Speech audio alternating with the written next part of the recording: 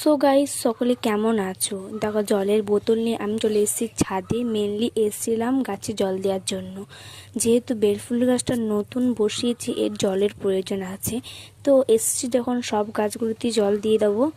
আর দেখো, তার পাশে রয়েছে নটরমণি গাছ, এটা নতুন গাছ বসানো রয়েছে। আর এই গাছটায় বসছিলাম ডালে, আর এর পাশে রয়েছে পুরনো টবটা।